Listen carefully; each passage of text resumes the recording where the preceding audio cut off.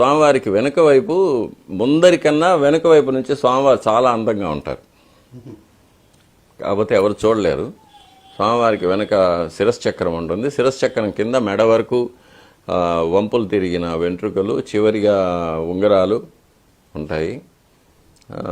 ప్రళంబ యజ్ఞోపవీతం ఉంటుంది. కౌపీనం ఉంటుంది స్వామివారికి, రమణ కౌపీనం. తరువాత చేతిలో ఉన్న బాజీబందులు, మెడలో ఉన్న కంటె, చిన్న కంటె, పెద్ద కంటె, వీటన్నిటినీ కట్టిన పట్టు దారాల యొక్క కుచ్చులు కూడా ఉంటాయి స్వామివారికి. అంత చాలా అందంగా ఉంటారు స్వామివారు. వెనుక వైపు నుంచి ఆ చతుర్భుజాలు ఇంకా గంభీరంగా కనిపిస్తాయి. చాలా బాగుంటారు. స్వామివారికి శుక్రవారం మాత్రమే అభిషేకం చేయడం ఏమైనా ప్రత్యేకత ఏముంది స్వామి? వారంలో ఒకరోజు చేయాలి, అది శుక్రవారంగా చేస్తున్నాం.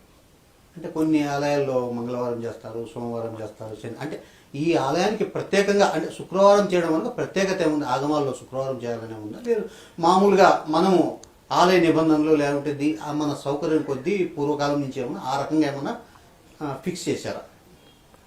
వారంలో ఒకరోజు స్వామివారికి అభిషేకం చేయాలి. అభిషేకం చేయాలంటే స్వామివారికి చాలా పెద్ద కార్యక్రమం. ఎందుకంటే స్వామివారు ధరించి ఉన్న తిరువాభరణాలన్నీ తీసేయాలి, పచ్చకర్పూర నామం తీసేయాలి. తర్వాత స్వామివారికి ఒళ్ళంతా పునుగు తైలకాపు చేయాలి. తర్వాత స్వామివారికి అభిషేకం చేయాలి. అభిషేకం చేసిన తర్వాత తిరిగి స్వామివారికి అలంకారం చేయాలి, తిరువాభరణాలన్నీ పెట్టాలి.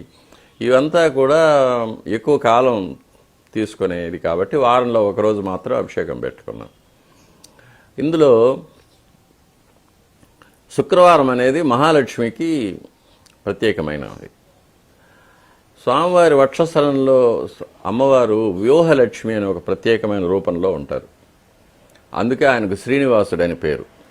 అందుకే స్వామివారికి ఇక్కడ అమ్మవారి విగ్రహం సపరేట్గా ఎక్కడా లేదు, సన్నది లేదు. స్వామివారిది ఏకబింబం, ఏకబేర అర్చన. ఇక్కడ స్వామివారికి పరివార దేవతలు వీళ్ళంతా కూడా తర్వాత ఏర్పడ్డారు. కానీ స్వామివారు మాత్రం ఎప్పుడు ఏకాంతంగా దుర్గమమైన అరణ్య ప్రాంతంలో ఎవ్వరికీ చేరరాని చోట స్వామివారు వెలిశారు. ఇంకా అది వేరే స్టోరీ ఉంది.